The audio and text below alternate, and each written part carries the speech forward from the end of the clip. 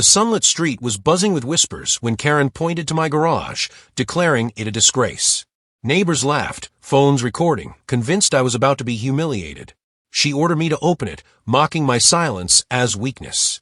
But when the door finally lifted, the laughter died. What stepped out left the entire cul-de-sac frozen, their arrogance shattered in an instant. The morning air carried the kind of silence that comes before a storm. Neighbors gathered along the sidewalks, arms crossed, eyes narrowed, their whispers floating like daggers. At the center of it all stood Karen, the self-proclaimed queen of the neighborhood and president of the HOA. Her voice cut through the quiet like a blade, sharp and commanding. She pointed toward the modest two-story home at the edge of the cul-de-sac, her manicured finger aimed like an accusation. "That garage," she announced with the smugness of someone convinced of their own power, "is a violation. It must be emptied immediately." The crowd's murmurs rose, half curious, half entertained, as if waiting for a show. To them, this was just another spectacle, another episode of Karen flexing her authority. And in front of them all stood the underdog, a quiet homeowner who had never raised his voice, never retaliated, never given them reason to suspect he was anything more than an ordinary man trying to live in peace. His hands rested calmly at his sides, yet his eyes told a different story. They were steady, unwavering, even as Karen's words attempted to strip him of dignity. He didn't argue. He didn't defend. He let her speak, let her arrogance ripple through the crowd, as if granting her the stage she so desperately craved. The garage door behind him stood shut, its paint slightly faded, its hinges old but strong.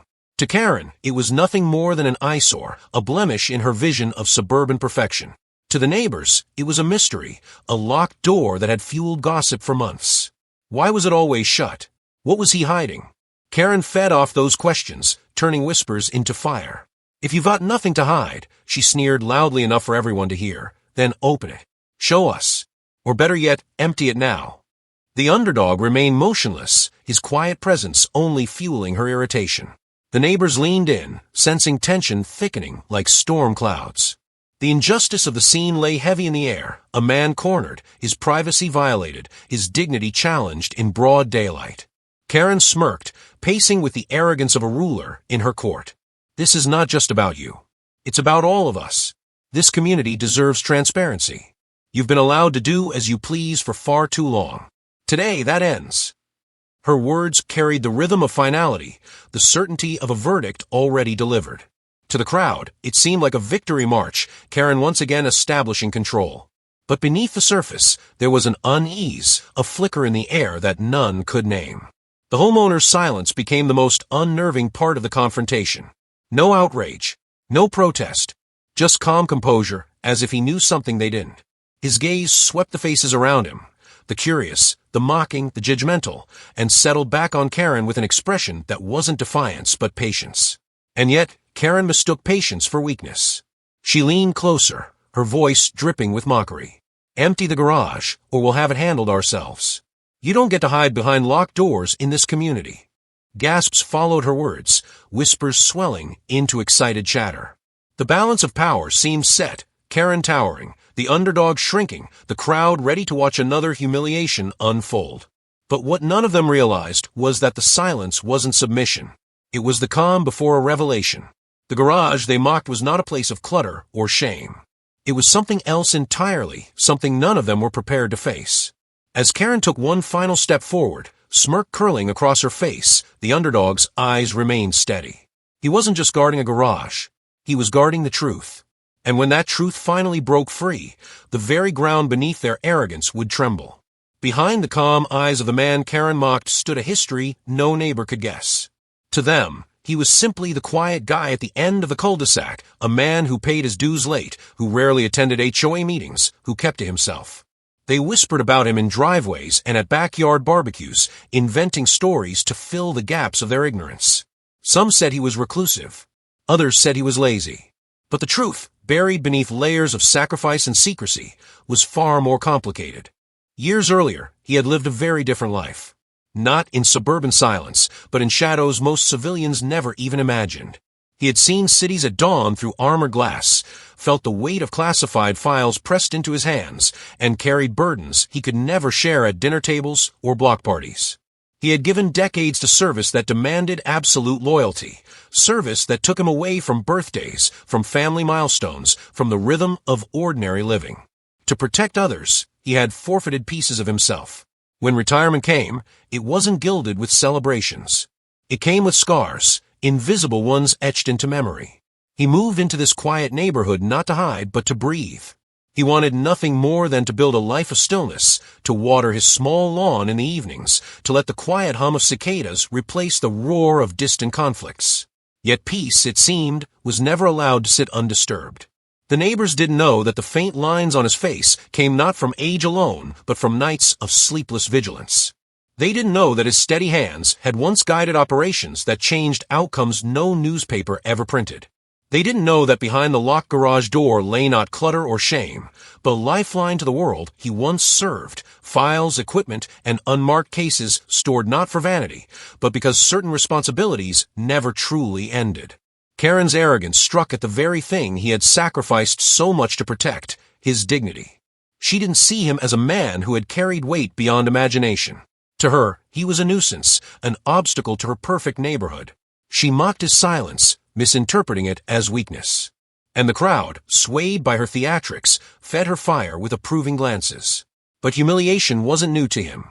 In the past, he had sat in rooms where foreign officials laughed in his face, underestimating his reach.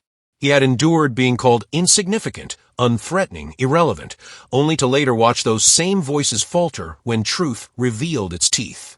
Now, as Karen strutted like a conqueror in her suburban kingdom, he recognized the same pattern. Her power was built on perception, on a facade that crumbled when faced with reality. Still, he remained silent, because silence had always been his weapon. He understood patience like others understood noise. Yet as the crowd thickened, and as Karen's demands grew louder, the tension twisted in the air. The man's struggles, once hidden, now pressed closer to the surface. No one around him knew the sleepless nights he endured, the ache of solitude that followed years of serving in shadows. No one knew the price he had paid in friendships severed, in trust eroded, in constant vigilance that kept him apart. And no one realized that while they laughed and judged, they were circling a man whose quiet existence was anything but ordinary. Foreshadowing danced in the air like static before a storm. The neighbors saw only a meek homeowner, yet the truth was beginning to stir. The garage, the one Karen so desperately wanted exposed, wasn't just a storage space. It was the seam between two worlds, the suburban stage they all thought they controlled, and the hidden reality that would soon collapse their illusions. Karen believed she had humiliated him, but in truth, she had pulled the thread on a veil that was about to unravel. And when it did, nothing in their neat little neighborhood would ever look the same again. The sun climbed higher, burning through the still morning air, and with it the tension thickened. What had begun as a petty demand now swelled into spectacle. Karen wasn't satisfied with her decree, not yet. She thrived on escalation, on stretching the moment until the entire neighborhood bent to her performance. She paced before the garage door like a prosecutor, circling her prey. Every few steps she stopped, pointing to the underdog as if he were already guilty of some unnamed crime. "You see," she shouted to the gathering crowd. "He refuses to comply. He mocks our rules by standing there silent, as if he's above them. This is what destroys communities. Selfishness. Arrogance." The irony of her words twisted in the air. Some neighbors nodded along, eager to side with the loudest voice. Others exchanged uncertain glances, but none spoke against her. The imbalance was too sharp, too public. And so the whispers grew, little murmurs that fueled the fire. "Maybe he's hiding something illegal. I heard he never even lets anyone near that garage. Imagine if it's dangerous. What if we've been living next to a threat all this time?" Karen's smirk widened as the rumors multiplied. She turned back toward the man, her voice dipped in scorn. "If you had nothing to hide, you'd open it. But instead, you lock it up tight and lurk like a criminal." The insult hung heavy, amplified by the laughter that rippled through the crowd. Phones lifted, recording the scene. Screens glowed as neighbors angled for the best shot, eager to capture humiliation to share later in private group chats or social media threads. The underdog, once invisible in his quiet routines, was now framed as a spectacle. Yet through it all, he did not flinch. His silence was sharper than any rebuttal, his composure more unnerving than rage. The calm expression on his face unsettled some, though they couldn't name why. To Karen, however, it was fuel. She mistook stillness for defeat, serenity for surrender. "You're a coward," she spat. "Too weak to face your own neighbors, too arrogant to follow simple rules. This community deserves better than a man hiding behind shadows and locked doors." The words drew another wave of chuckles, cruel amusement layered with the satisfaction of watching someone cornered. Children tugged at their parents' sleeves, asking what was happening. The parents shushed them, eyes fixed on the drama, too enthralled to look away. Karen, intoxicated by the attention, pressed harder. "Here's my offer," she declared, her tone theatrical. "Open it now, in front of everyone. Prove you belong here. Prove you're not the stain we all know you are. Or else," she paused, savoring the moment, "we'll take this to the highest authority. We'll drag you through hearings, fines, maybe even force you out. What's it going to be?" The silence that followed was deafening. The man stood motionless, his shadow stretching across the pavement. His calmness wasn't resignation. It was something else, something layered beneath the surface like stone beneath soil. But the crowd couldn't see that. They saw only a man surrounded, silent, and seemingly outmatched. Whispers sharpened into speculation. "Why won't he answer? He looks like he's planning something. Maybe he's scared."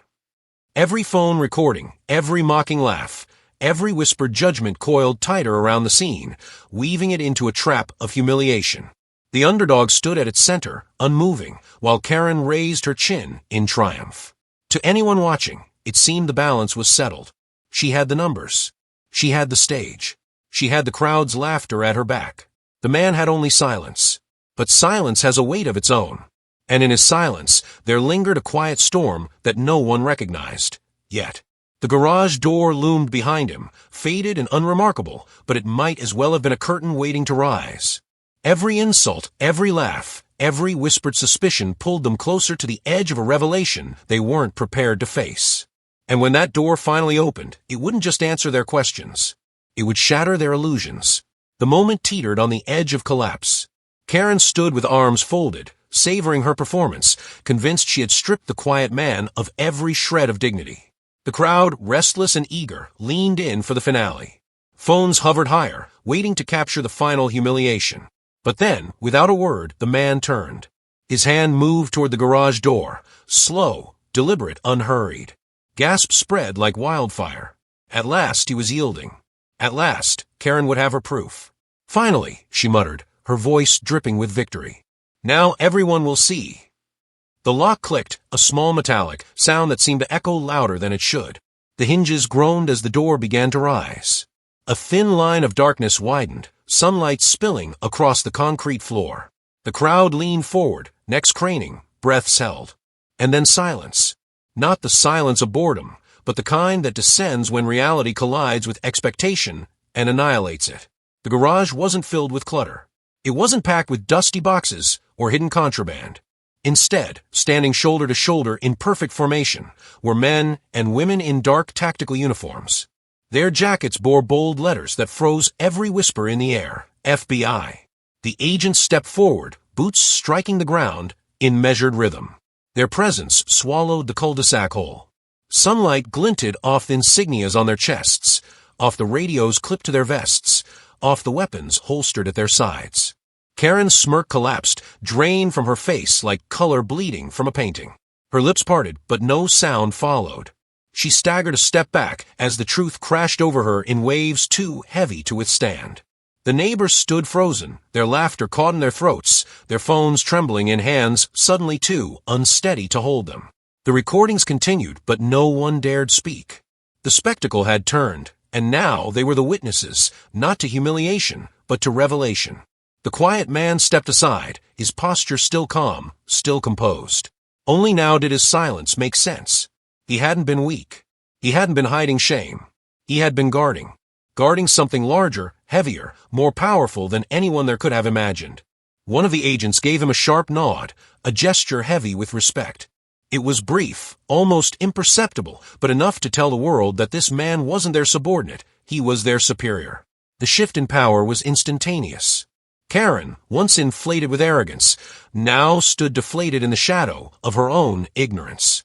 Her neighbor's eyes darted between her and the agents, judgment shifting, sympathy evaporating. Whispers tried to form, but fell apart into stunned silence. The air itself seemed to change, thick with the weight of unspoken truth. For years, they had reduced him to rumors and ridicule. Now, faced with the sight of federal agents stepping out of his garage, they realized how blind they had been. Karen's voice finally broke through, thin and trembling. I didn't know. But ignorance offered no shield. The reveal had shattered every illusion, every assumption, every careless insult. The man they mocked as ordinary was anything but. He was a fortress disguised as a neighbor. The FBI agents spread into the daylight, their presence overwhelming. Radios crackled. Eyes swept the crowd. The neighborhood no longer felt like a cul-de-sac. It felt like the stage of something far bigger, far more consequential. And in the middle of it all stood the underdog, calm as ever, but no longer underestimated. The balance had flipped. Power had changed hands, and Karen was left stranded in the ruins of her own arrogance. The garage door continued to rise, inch by inch, until it stood wide open, a symbol of revelation. What they had mocked was now what they feared. What they had demanded was now what silenced them. And as the agents formed a protective arc around him, one truth became undeniable. The man they thought powerless had been holding the kind of authority that could silence a room, still a crowd, and leave even the boldest arrogant queen trembling in her own shadow. The cul-de-sac had never been this quiet. Moments ago, laughter had spilled into the morning air like smoke curling around every word Karen spat. But now the only sound was the faint crackle of FBI radios, the shuffle of boots as agents stepped into position, and the thundering silence of neighbors realizing they had witnessed a reversal too sharp to comprehend. Karen, who once stood at the center of power, looked as if the earth had tilted beneath her. Her eyes darted desperately, seeking some explanation, some escape, but none existed. The smirk that had fueled her theatrics was gone, replaced by a pale, trembling mask of disbelief. Neighbors who had egged her on just minutes earlier now avoided her gaze. Phones that once recorded with giddy curiosity now shook in hands that no longer felt steady. Some tried to discreetly lower their cameras, ashamed of having been part of the jeering mob. Others continued filming, but their recordings had shifted focus, no longer capturing the supposed humiliation of a quiet man, but the spectacle of arrogance collapsing under the weight of truth. Whispers rippled at last, tentative and stunned. Are those real FBI agents? He knew this whole time. Karen messed with the wrong person. The underdog, no longer an underdog, no longer underestimated, stood still, his composure unshaken. His silence now carried a gravity the crowd finally understood. He had not needed to shout. He had not needed to defend himself. His authority spoke in the disciplined stride of the agents at his side, in the nods of respect they cast him, in the sheer presence that transformed the street into a place of consequence. Karen stumbled forward, words tumbling clumsily. I didn't mean. I only wanted the community to. Her excuses collapsed before they left her lips. Even the most sympathetic of neighbors could no longer pretend she held legitimacy. Her reign of arrogance, built on intimidation and noise, lay in ruins at her feet. One of the agents stepped closer, his expression unreadable. The weight of his presence pressed into the space where Karen once ruled. "Ma'am," he said flatly, "you've interfered enough." It was not shouted, not cruel, but it carried the finality of a gavel. Karen recoiled, as if struck by the enormity of her own mistake. The neighbors shifted, their judgment turning. Some wore guilt, others relief, and a few even smiled faintly, not out of mockery, but out of admiration for the quiet man who had endured so much without ever raising his voice. Slowly, tentative applause began. A single pair of hands, then another, until the sound spread. It was not thunderous, not yet, but it was steady, and it carried weight. The applause wasn't just for the reveal. It was for the dignity that had withstood mockery, for the strength that had never needed to flaunt itself, for the justice that now unfolded. The man didn't bow. He didn't gloat. He didn't bask in the shifting tide. Instead, he nodded once to the crowd, acknowledging their change without exploiting it. His calmness, even in victory, deepened the awe. He had won without arrogance. Karen shrank further, her once commanding voice reduced to whispers only she could hear. She had tried to expose him. Instead, she had exposed herself, revealed her hunger for power, her cruelty, her blindness. And in doing so, she had destroyed her own standing more completely than any enemy could have. The agents closed ranks around their superior, their presence undeniable. For the first time, the neighbors understood. The man they dismissed, mocked, and underestimated was someone who had carried burdens of national weight. And yet, he had chosen silence over spectacle, patience over pride. Justice wasn't a gavel slamming or a fine imposed. Justice in that moment was humiliation turned inward, the arrogant laid bare, the humble vindicated. The cul-de-sac had shifted forever. And though Karen's voice would rise again in the days to come, it would never carry the same authority. Her power had evaporated in the shadow of the truth, leaving her smaller than she had ever imagined. The neighborhood had always been a stage for gossip, whispers, and petty disputes. But that morning changed everything. What began as another of Karen's public humiliations had unraveled into a revelation so powerful that the ground beneath their quiet cul-de-sac seemed forever altered.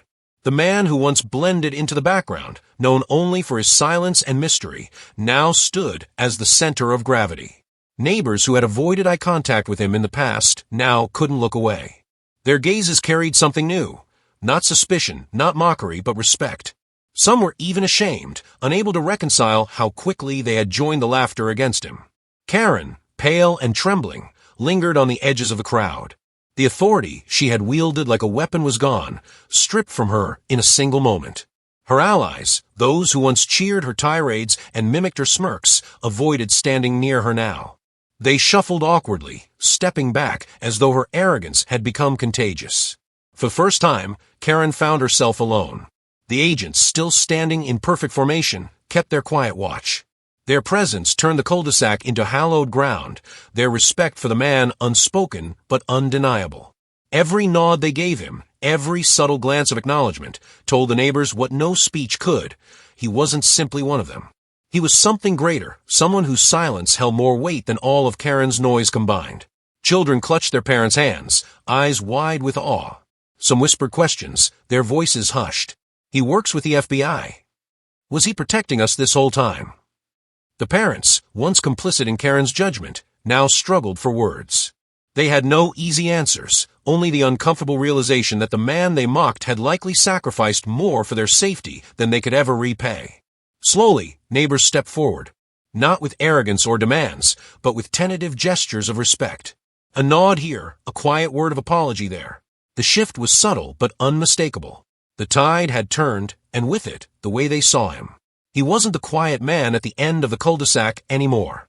He was the one who had endured, the one who had stood calmly against mockery, the one whose truth had silenced arrogance. The applause returned, stronger now. Not scattered or hesitant, but unified. It rolled down the street like thunder, a recognition of dignity, of strength, of justice long overdue. The man accepted it with the same calm he had shown through everything, a slight nod, a steady gaze. He did not smile, did not bask in the moment. His humility remained intact, and that only deepened the respect he now commanded. Karen turned to leave, shoulders hunched, steps hurried. No one followed. No one defended her. The queen of the cul-de-sac had been dethroned not by force, but by truth, and her downfall would linger longer than any of her reign. From that day forward, the neighborhood carried a new air. Gossip faded, replaced by quieter conversations tinged with caution. People thought twice before pointing fingers, before mocking what they didn't understand. They remembered the garage, the agents, the silence that had carried more power than shouting ever could. And as for the man, he returned to his quiet life.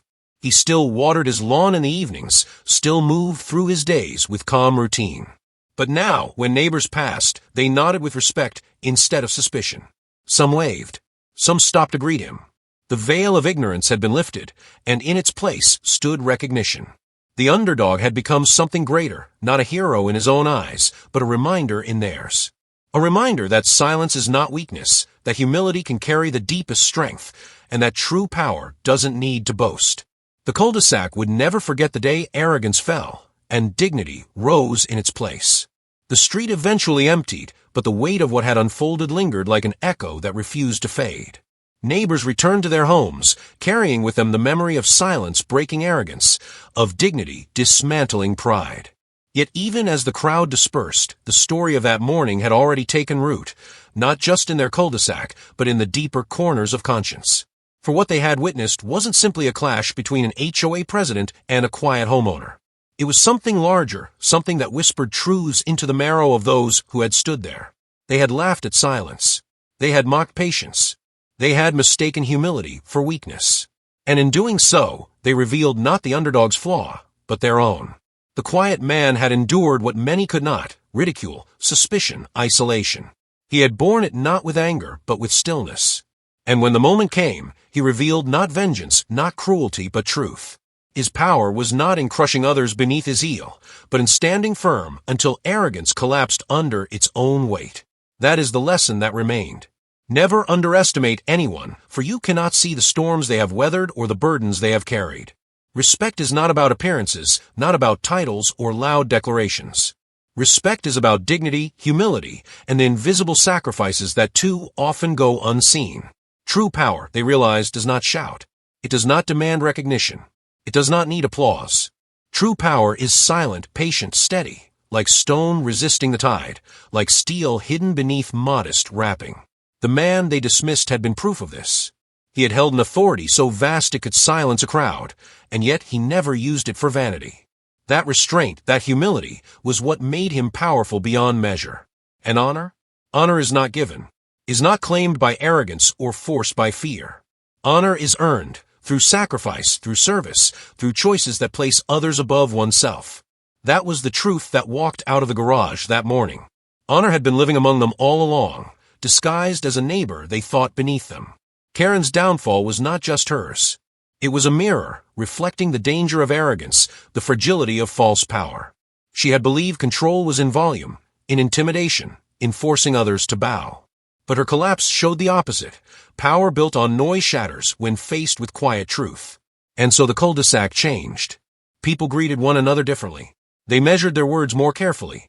They remembered the morning when silence spoke louder than mockery, when dignity carried more weight than titles, when truth emerged from behind a faded garage door.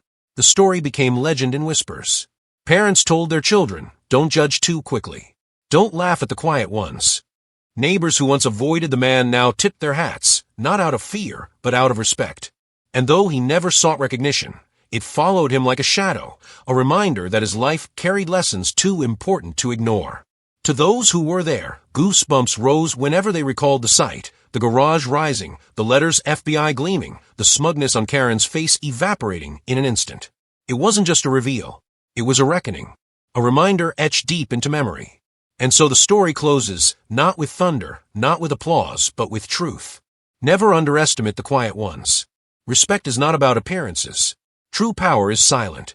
Honor is earned through sacrifice. Those who understood carried the lesson forward. Those who didn't were doomed to repeat Karen's mistake. The cul-de-sac would never be the same again.